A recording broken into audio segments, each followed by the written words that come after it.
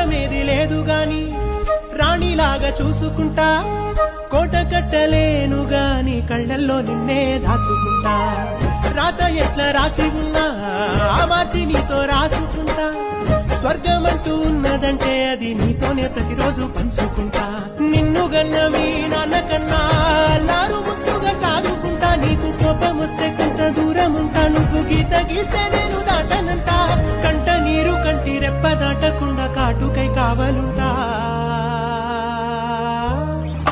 రాంబాయి నీ మీద నాకు మనసాయనే, ఏనాడు నిన్ను వీడిపోని నీడైతనే.